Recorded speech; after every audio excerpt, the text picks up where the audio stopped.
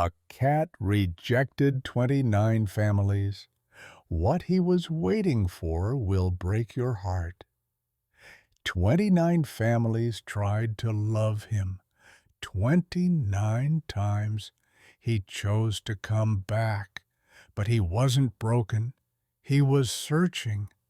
Sarah stood in the adoption room, staring at the torn papers scattered across the floor. Another rejection. Another family giving up. "Why, Oliver," she whispered, her voice cracking, "what are you waiting for?" The cage at the end of the hall sat empty. Again. Oliver wasn't sick. He wasn't aggressive. He wasn't old. But something inside him refused every single home he was offered. And Sarah, after 12 years working at this shelter, had never seen anything like it. It always started the same way. Families would stop in front of his cage, their eyes lighting up instantly. "That one," they'd say, pointing. "We want that one." And Sarah's stomach would drop, because she knew what came next. "Oliver has been returned many times," she'd warn them gently, hoping they'd reconsider, but they never listened. "We'll be different," they'd promise with confident smiles. "We'll give him all the love he needs." Love wasn't enough, not for Oliver. In the car, he'd stay calm, silent, almost peaceful, but the moment he stepped into a new house, everything changed. Some days, he'd vanish, hide under beds for days, refusing to come out. He wouldn't eat, wouldn't drink. His body would grow dangerously thin, so fast it terrified people.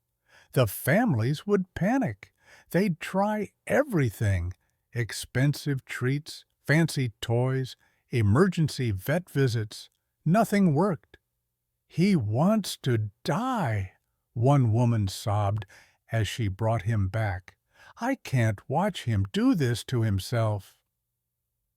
Other times, Oliver chose destruction: deep scratches in furniture, curtains shredded, lamps knocked over. One family returned him after just 3 days. "He destroyed our entire living room," the husband said coldly. "He's a nightmare." Another family lasted a week. "He hisses at our children constantly. We're scared for them." But the worst was the Henderson family. They tried everything, spent over $600 on specialized food, toys, vet consultations. Oliver lost 3 kilograms in 10 days. "Bring him back," the veterinarian ordered. "He's going to starve himself to death." Mrs. Henderson cried as she returned him to the shelter. "I can't watch this anymore. I just can't." After 3 years and 29 failed adoptions, the shelter gave up. Oliver lived in cage number 12 now, tucked away in the quiet corner where they kept the hopeless cases. He got his meals twice a day, fresh water 3 times. His litter box was cleaned regularly. But nobody showed him to visitors anymore. "He doesn't want a family," Sarah finally admitted. "We have to accept that." And, strangely, Oliver seemed at peace. He ate. He slept. He used his litter box. He just refused to leave. "Maybe he was traumatized before he came here," suggested Rachel, one of the volunteers. Oliver had been found 3 years ago, wandering the streets, thin, dirty, no collar. The shelter scanned his microchip. It existed, but had never been registered properly. No owner information, nothing. His past remained a complete mystery. 6 months. That's what the board of directors gave Sarah. The meeting had been brutal. 3 years is too long. He's taking up valuable space. Sarah felt her blood run cold. You want to euthanize him? We have to be realistic. Our resources are limited. The vote was close, terrifyingly close. But Sarah managed to secure a reprieve. 6 months. If nobody adopted Oliver by then, he'd be put down. She refused to think about it. Sarah relaunched the adoption campaigns desperately. Social media posts, special events, reduced fees. Meet Oliver, approximately 5 years old, perfect for calm households. People called, visited, filled out forms. But Oliver stayed Oliver. A retired couple lasted 4 days. We're too old for this stress. A single woman made it a week. I can't afford to replace all my furniture. A young couple seemed promising.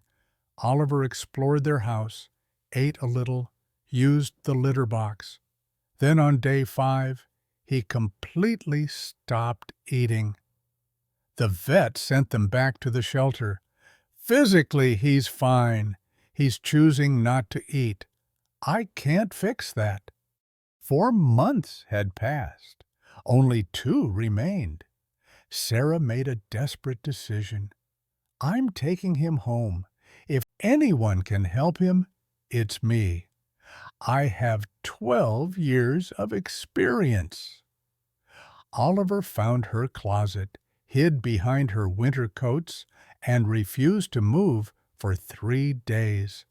Sarah tried everything: tuna, chicken, turkey, gourmet pâté. Oliver rejected it all. On day 4, Sarah collapsed in tears in front of the closet. What do you want? She sobbed. Please, just tell me. Silence was her only answer. She brought him back to the shelter the next day, defeated.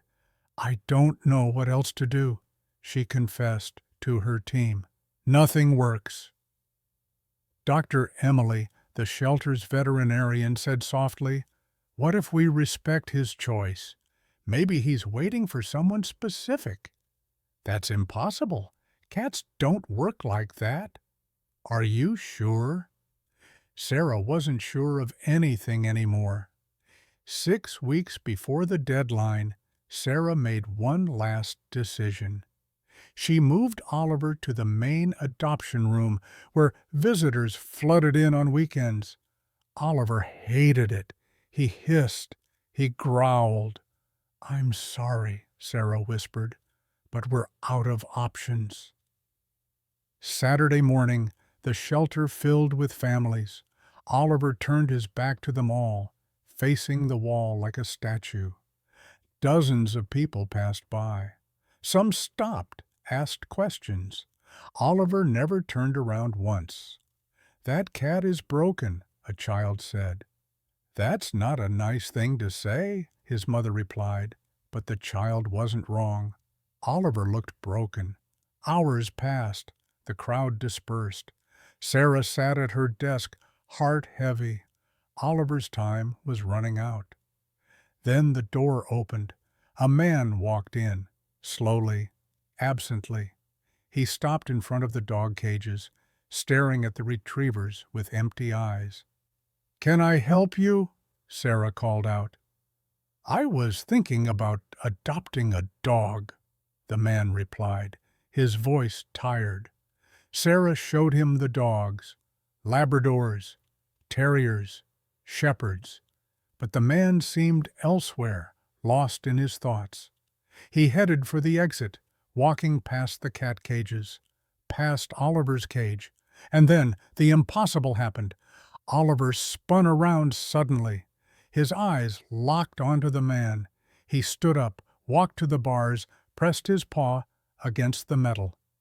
Then he meowed, loud, clear, desperate.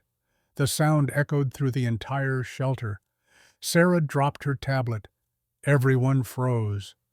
My God, Dr. Emily breathed. He's never done that. The man stopped cold, turned slowly. "Why is he doing that?" he asked, confused.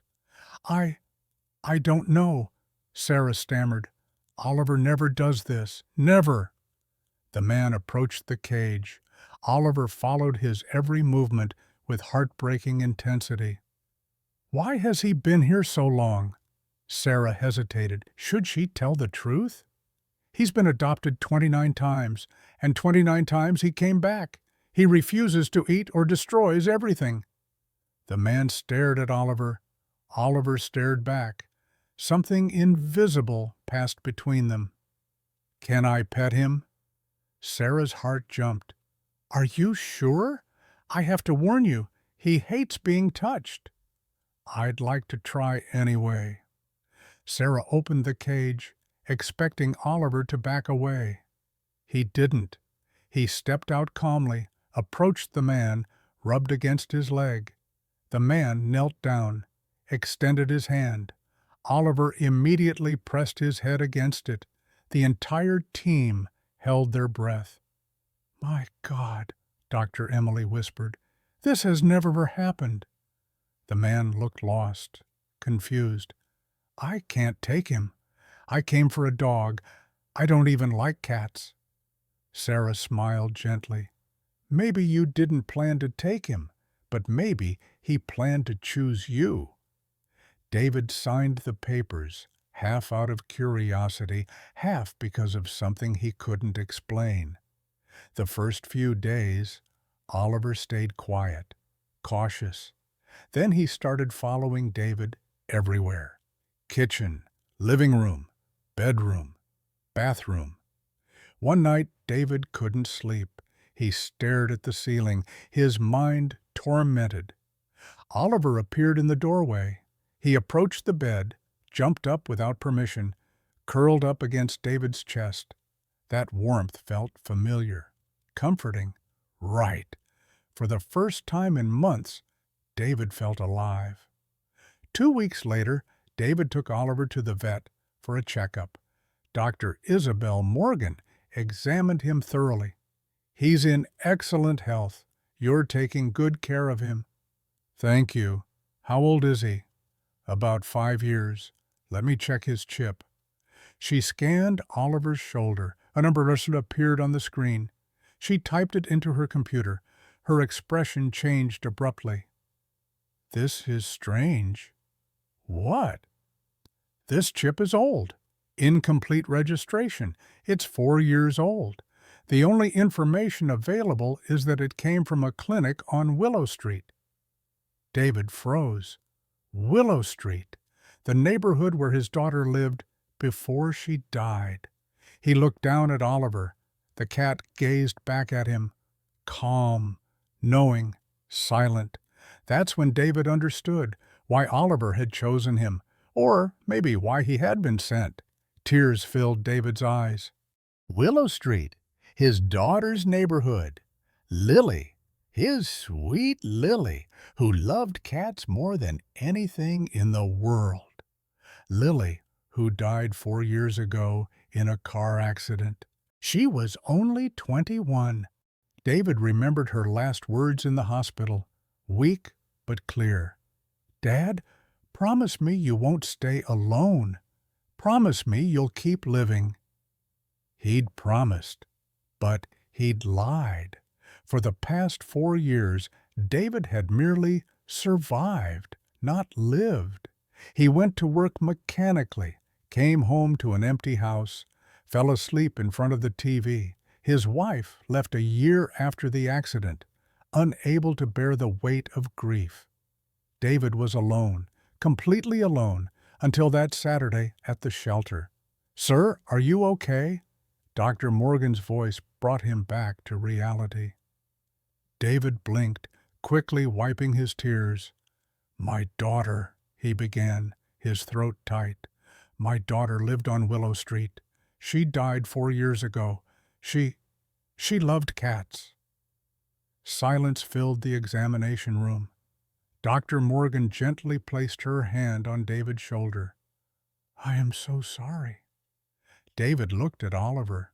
The cat stared back with that same disturbing intensity, as if he understood every word, every pain, every memory.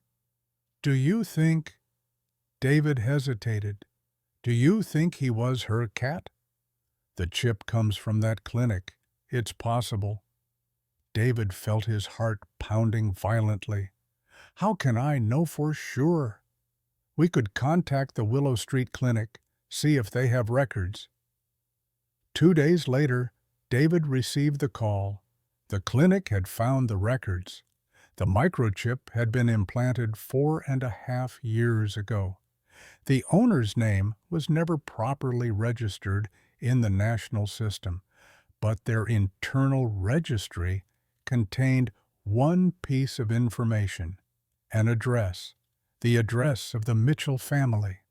David's address. David collapsed into his chair, the phone trembling in his hand. It was him. It was Lily's cat. That night, David searched through Lily's belongings, boxes he'd stored in the attic.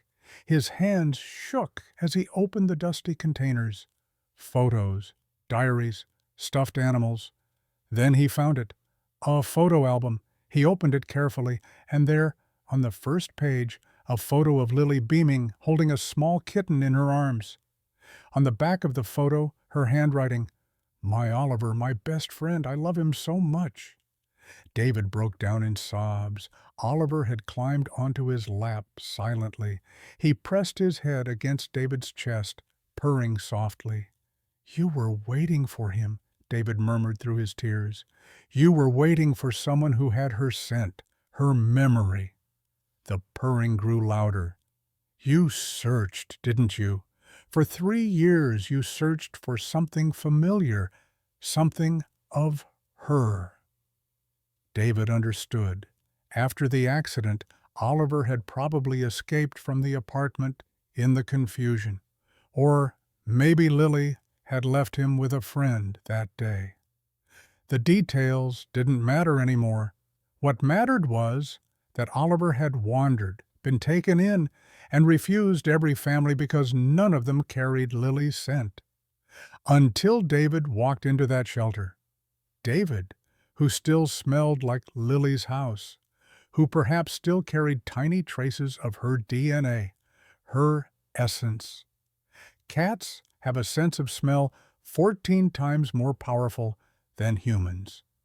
Oliver had recognized him instantly, not as a stranger, but as someone who belonged to Lily, as family. The weeks passed. David and Oliver became inseparable. The cat slept on Lily's bed, which David had finally brought up from the basement. He followed David into every room, curled up against him every evening. For the first time in 4 years, David woke up with a reason to smile. He made breakfast for both of them, talked to Oliver as if he were talking to Lily, shared his days, his thoughts, his memories. "You know what she would have said today?" he'd often murmur to Oliver. The cat would tilt his head, listening attentively as if he truly understood. A month after the adoption, David returned to the shelter. Sarah looked up from her desk, surprised. "David, is everything okay? Is Oliver all right?" "Oliver is perfectly fine," David smiled. "I just wanted to thank you and tell you something." He sat down and told her the whole story. The chip, Lily, the photos, the connection. When he finished, Sarah had tears in her eyes. "My God," she breathed. He was waiting for someone from his family.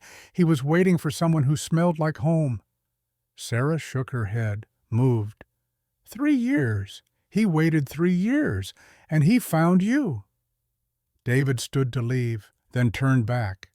"Sarah? Yes? Thank you for not giving up. Thank you for giving him those last 6 months. Without you, we never would have found each other." Sarah wiped her tears. "It's Oliver you should thank. He knew what he was doing all along." That evening, David sat in his living room with Oliver curled against him. He looked at Lily's photo on the mantel. "You sent him to me, didn't you?" he whispered. "You kept your promise. You didn't leave me alone." Oliver purred, eyes closed, peaceful. For the first time in 4 years, David felt a deep peace wash over him. He wasn't alone anymore. Lily had sent him a guardian angel with soft fur, a messenger who had endured 3 years of rejection, 29 families, hundreds of days of waiting, just to find him, just to remind him that he was still loved, that he still deserved to live. If this story touched your heart, please like this video and subscribe so you never miss our extraordinary stories. Share in the comments if you also believe that our departed loved ones can send us signs through animals.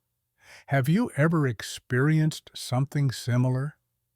Tell us your story, and most importantly, share this video with someone who needs hope today. We'll see you very soon for another incredible story. Take care of yourselves and your animals.